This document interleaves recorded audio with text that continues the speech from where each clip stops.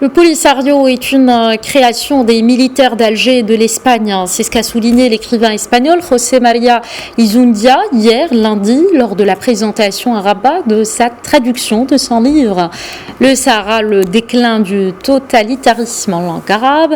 Dans son ouvrage comme dans son allocution, José María Izundia, originaire de Bilbao et établi aux îles Canaries, a rappelé que le mouvement des séparatistes a été le fruit de la guerre froide où se disputait d'un côté le bloc soviétique conduit par l'ex-URSS et Cuba avec son leader Castro et de l'autre le bloc occidental mené par les États-Unis. Et autres, je cite l'écrivain, durant cette époque, les Sahraouis étaient des citoyens apolitiques, ils étaient des nomades et leurs soucis ne concernaient que la vie quotidienne. Fin de citation.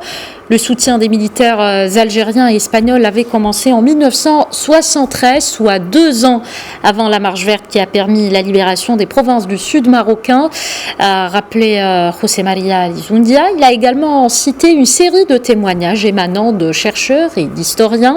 L'auteur de l'ouvrage a appuyé ses réflexions en affirmant qu'il existe dans le monde 17 provinces non autonomes qui gardent leur statut avec leur pays d'origine, citant la Calédonie et Gibraltar. Écoutons un extrait de sa déclaration, une déclaration recueillie par Abdemoula Bourris. El libro versa sobre varios aspectos. Le livre traite de plusieurs thèmes dont la disparition complète du contexte géopolitique qui a engendré le Front Polisario, vu que nous ne sommes plus dans la logique de 2 blocs qui s'affrontent, à savoir l'Union soviétique et le capitalisme. Nous constatons aussi la disparition du panarabisme, le mouvement des pays non alignés qui dirigeait en partie l'Algérie, ainsi que les mouvements de libération nationale qui ont vu le jour après la Deuxième Guerre mondiale. Selon cette analyse, le Front Polisario est hors de cet écosystème, responsable de son existence. En el momento histórico de descolonización posterior a la Segunda Guerra Mundial.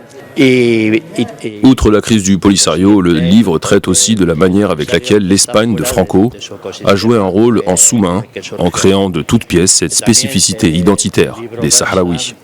Car jusqu'en 1975, ces derniers se disaient appartenir à la population du Sahara. El Polisario, de cómo España es el inventor. España, más bien, Franco, el inventor